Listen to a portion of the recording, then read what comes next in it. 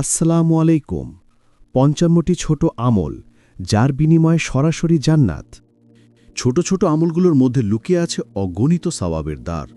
কিছু সহজ ও দৈনন্দিন আমল যা আমরা হয়তো ছোট মনে করি, তা আল্লাহর কাছে অনেক প্রিয় এবং যার বিনিময়ে সরাসরি জান্নাত। এই ৫৫টি আমল আপনার জীবনকে আলোকিত করবে, মনকে শান্ত করবে এবং কিয়ামতের দিন আপনার জন্য সওয়াবের পাহাড় তৈরি করবে। এই আমলগুলো হয়তো আপনারা অনেকটাই জানেন, তবে সবগুলো জানেন না। তাই এক ভিডিওতে সব আমল জেনে নিন। কয়টি আমল করেন এবং কয়টি আমল করেন না তা কমেন্টে জানান। আমলগুলো হলো: ১. রোগীর খোঁজ খবর নেওয়া। রাসূলুল্লাহ সাল্লাল্লাহু আলাইহি ওয়াসাল্লাম ইরশাদ করেন, যে ব্যক্তি কোনো মুসলিম ভাইয়ের রোগের খোঁজ খবর নেয়, আল্লাহ ৭০,০০০ ফেরেশতাকে তার মাগফিরাতের দোয়ায় নিযুক্ত করে দেন। মুসনাদে আহমদ ৯৫৫। ২. প্রতি মাসের আয়ের একটা অংশ এতিমখানা বা মসজিদ মাদ্রাসা বা গরিব দুঃখী বিধবা ও দুস্থদের মাঝে দান করবেন, হোক সেটা অতি অল্প। এতে আপনি আল্লাহ তাআলার কাছে জিহাদকারীর সমতুল্য হবেন। সহিহ বুখারী হাদিস নং ৬০০৭। ৩. অন্যের জন্য দোয়া করা। যখন কেউ তার ভাইয়ের জন্য দোয়া করে, তখন ফিরিশতারা বলেন, আমিন, তোমার জন্যও তা। সাহিহ আল জামি 2143। আমিও প্রতি শুক্রবার খতমের শেফা পড়ে আপনাদের সবার জন্য দোয়া করি। ৪. রাসূলুল্লাহ সাল্লাল্লাহু আলাইহি ওয়াসাল্লামের উপর সকালে ১০ বার ও সন্ধ্যায় ১০ বার দুরূদ পড়ুন। এতে আপনি নিশ্চিত রাসূলের সুপারিশ পাবেন। সহিহ তারগিব হাদিস নং ৬৫৬। ৫. সকালে ১০০ বার ও বিকালে ১০০ বার সুবহানাল্লাহিল আজিম ও বিহামদিহি পড়লে সৃষ্টিকুলের সমস্ত মানুষ থেকে বেশি মর্যাদা দেওয়া হবে। আবু দাউদ হাদিস নং ৫০৯১। ৬. সকালে ১০০ বার ও সন্ধ্যায় ১০০ বার সুবহানাল্লাহি ওয়া বিহামদিহি পাঠ করলে কিয়ামতের দিন তার চেয়ে বেশি সওয়াব আর কারো হবে না। মুসলিম হাদিস নং ২৬৯২। ৭. প্রত্যেক অজুর পর কালেমা শাহাদত পাঠ করুন। এতে জান্নাতের ৮টি দরজার যে কোনো দরজা দিয়ে প্রবেশ করতে পারবেন। মুসলিম হাদিস নং ২৩৪। ৮. প্রত্যেক ফরজ সালাত শেষে আয়াতুল কুরসি পাঠ করুন। এতে মৃত্যুর সাথে সাথে জান্নাতে যেতে পারবেন। সিলসিলা সাহিহা ৯৭২।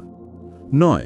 প্রত্যেক ফরজ সালাত শেষে ৩৩ বার সুবহানাল্লাহ, ৩৩ বার আলহামদুলিল্লাহ, ৩৩ বার আল্লাহু আকবার এবং একবার লা ইলাহা ইল্লাল্লাহু ওয়াহদাহু লা শারীকা লাহু লাহুল মুলকু ওয়া লাহুল হামদু ওয়া হুয়া আলা কুল্লি শাইইন কাদির পাঠ করুন। এতে আপনার অতীতের সব পাপ ক্ষমা হয়ে যাবে। সহিহ মুসলিম হাদিস নং ১২২২৮। ১০. প্রতি রাতে সূরা মুলক পাঠ করুন। এতে কবরের শাস্তি থেকে মুক্তি পেয়ে যাবেন। সিলসিলা সহিহা ১১৪০। ১১. সকালে ও বিকালে ১০০ বার সুবহানাল্লাহ, ১০০ বার আলহামদুলিল্লাহ, ১০০ বার আল্লাহু আকবার এবং ১০০ বার লা ইলাহা ইল্লাল্লাহু ওয়াহদাহু লা শারীকা লাহু লাহুল মুলকু ওয়া লাহুল হামদু ওয়া হুয়া আলা কুল্লি শাইইন কাদের পাঠ করলে অগণিত সওয়াব হবে। সহিহ তারগিব হাদিস নং ৬৫১। ১২. মানুষের প্রয়োজন পূরণ করা। যে ব্যক্তি তার মুসলিম ভাইয়ের প্রয়োজন পূরণ করে, আল্লাহ তার প্রয়োজনও পূরণ করেন। এবং যে ব্যক্তি মুসলিম ভাইয়ের বিপদ দূর করে, আল্লাহ কিয়ামতের দিনে তার কিছু কষ্ট দূর করে দেবেন। মুসলিম হাদিস নং ২৬২৮। ১৩. ফরজ সালাত শেষে হাদিসে বর্ণিত জিকির, দুয়ার আমল করা। ফজর ও মাগরিবের পর সূরা হাশরের শেষ ৩ আয়াত পড়া। তিরমিজি ২৯২২। ১৪. আজানের জবাব দেওয়া। আজানের পর হাদিসে বর্ণিত দোয়া পড়া, হাত উত্তোলন না করে। সহিহ মুসলিম হাদিস নং ৩৮৪। ১৫. চলতে ফিরতে ছোট বড় সকলকে সালাম দেওয়া, সালাম দিয়ে কথা শুরু ও শেষ করা। সহিহ মুসলিম হাদিস নং ৫৪। ১৬. ভাত বা যে কোনো খাবার খাওয়ার সময় সমতল জায়গায় বসে দস্তরখানা বিছিয়ে বিসমিল্লাহ বলে দোয়া পড়ে খাওয়া, কিছু পড়ে গেলে তুলে ধুয়ে খাওয়া, খাওয়া শেষে আলহামদুলিল্লাহ পড়া। সহিহ মুসলিম ২০৩৪। ১৭. ঘুমানোর আগে সূরা মুলক তিলাওয়াত করা, ৩ কুল, ইখলাস, ফালাক, নাস পড়ে ৩ বার শরীর দম করা, ঘুমের দোয়া পড়া, আয়াতুল কুরসি পড়া, সূরা কাফিরুন পড়ে ডান কাত হয়ে শোয়া। সহিহ বুখারী ৫০১৭। ১৮. ঘুমের মাঝখানে কোনো খারাপ স্বপ্ন দেখলে উঠে বাম পাশে ৩ বার থুথু ফেলা এবং আউযুবিল্লাহি মিনাশ শাইতানির রাজিম পড়ে আল্লাহর কাছে শয়তানের হাত থেকে পানাহ চাওয়া। সহিহ বুখারী ৬৮৪০। ১৯. নফল সালাত বাসায় পড়া। ফরজ সালাত ছাড়া মানুষের সালাতের মধ্যে সেই সালাত উৎকৃষ্ট যা সে ঘরে পড়ে। সহি বুখারি 620। 20 জুম্মুয়ার দিনের ইবাদতগুলো পালন করা। যে জুম্মুয়ার দিনে গোসল করে, তারপর প্রথম খুতবার পূর্বেই উপস্থিত থাকে, পায়ে হেঁটে আসে, ইমামের কাছে বসে এবং মনোযোগ দিয়ে খুতবা শুনে ও কোনো কথা না বলে, তাহলে প্রতিটি পদক্ষেপের বিনিময়ে 1 বছর সালাত পড়া ও রোজা রাখার সমান সওয়াব পাবেন। আবু দাউদ 345। 21 আজানের জবাব দেওয়া। নবী সাল্লাল্লাহু আলাইহি ওয়াসাল্লাম বলেছেন, যখন তোমরা আজান শুনতে পাও, মুয়াজ্জিন যা বলে তা পুনরাবৃত্তি করো, তারপর আমার প্রতি দরুদ পাঠ করো, তারপর আজান শেষ হলে আল্লাহর কাছে দোয়া করো, তোমাকে তা কবুল করা হবে।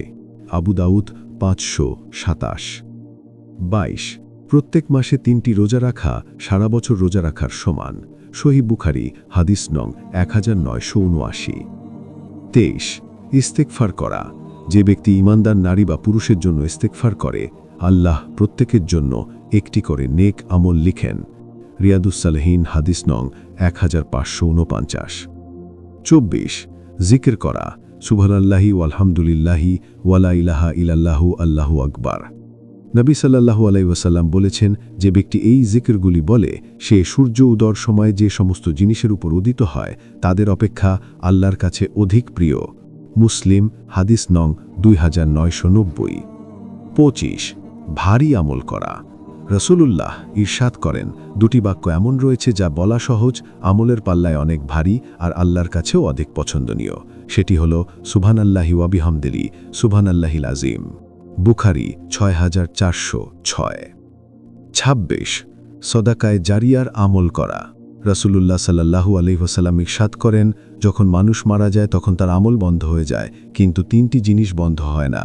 সদাকায়ে জারিয়া ওই ইলম যার দ্বারা মানুষ উপকৃত হয়, সুসন্তান যে মৃত বাবার জন্য দোয়া করে। তিরমিজি 1376। 27 সূরা ইখলাসের আমল করা। নবী সাল্লাল্লাহু আলাইহি ওয়াসাল্লাম ইরশাদ করেন, তোমরা কি কেউ প্রতিরাতে কুরআনের 1/3 তিলাওয়াত করতে অক্ষম, তাহলে সে প্রতিরাতে সূরা ইখলাস পড়বে, এতে কুরআনের 1/3 তিলাওয়াতের সওয়াব পাবে। মুসনাদে আহমদ হাদিস নং 2355 অনুযায়ী। 28 গোপনে নফল নামাজ পড়া। রাসূল সাল্লাল্লাহু আলাইহি ওয়াসাল্লাম ইরশাদ করেন, জনসম্মুখের তুলনায় লুকিয়ে নফল নামাজ পড়ার মধ্যে 25 গুণ বেশি সওয়াব। দারিমি হাদিস নং 701। 29 মানুষের উপকার করা। রাসূলুল্লাহ সাল্লাল্লাহু আলাইহি ওয়াসাল্লাম ইরশাদ করেন, কোনো মুসলিম ভাইয়ের প্রয়োজনে কিছুক্ষণ সময় দেওয়া আমার কাছে 1 মাস মসজিদে ইতিকাফ করার চেয়েও বেশি পছন্দনীয়। মুজ্জামুল কাবীর 13646। 30 নিয়ত বিশুদ্ধ করা। সব আমল নিয়তের উপর নির্ভরশীল। কাজ শুরু করার আগে আল্লাহর সন্তুষ্টির জন্য শুদ্ধ নিয়াত করুন। সহিহ বুখারী 1। 31 জুমার দিনে গোসল করা। যে ব্যক্তি জুমার দিনে জানাবাত গোসলের মতো গোসল করে এবং সালাতের জন্য প্রথম আগমন করে, সে যেন একটি উট কুরবানি করেছে। সহিহ বুখারী 881। 32 ভালো কাজ মন্দ কাজ মুছে দেয়। আল্লাহকে ভয় করুন, মন্দ কাজের পর ভালো কাজ করুন, কারণ ভালো কাজ মন্দ কাজকে মুছে দেয়, এবং মানুষের সঙ্গে ভালো ব্যবহার করুন। তিরমিজি 1997।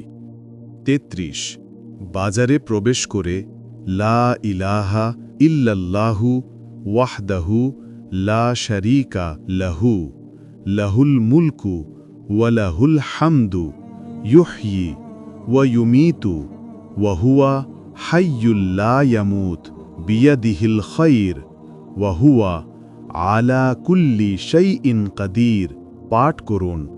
এতে 10 লক্ষ পুণ্য হবে, 10 লক্ষ পাপ মোচন হবে, 10 লক্ষ মর্যাদা বৃদ্ধি হবে, এবং জান্নাতে আপনার জন্য একটি গৃহ নির্মাণ করা হবে।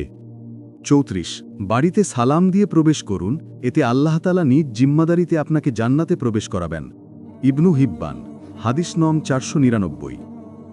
35 জামাতে ইমামের প্রথম তাকবীরের সাথে 40 দিন সালাত আদায় করুন, এতে আপনি নিশ্চিত জাহান্নাম থেকে মুক্তি পেয়ে যাবেন। সহিহ তারগিব হাদিস নং 404। 36 মহিলারা 4টি কাজ করবেন: 5 ওয়াক্ত সালাত, রমজানের সিয়াম, লজ্জাস্থানের হিফাজত, স্বামীর আনুগত্য। এতে জান্নাতের যে কোনো দরজা দিয়ে প্রবেশ করতে পারবেন। সহিহ ইবনু হিব্বান হাদিস নং 4163। 37 যে ব্যক্তি জামাতের সঙ্গে ফজরের নামাজ আদায় করবে, অতঃপর আল্লাহর জিকির করবে বসে বসে সূর্য ওঠা পর্যন্ত, তারপর 2 রাকাত সালাতুল ইশরাক আদায় করবে, তার জন্য থাকবে একটি পূর্ণ হজ এবং পরিপূর্ণ ওমরার সমপরিমাণ প্রতিদান। তিরমিজি 279। 38। প্রতিটি ভালো কাজ ডান দিক দিয়ে বিসমিল্লাহ বলে শুরু করা। সহিহ বুখারী 168। 39। ঘুম থেকে উঠে ঘুমের দোয়া পড়া।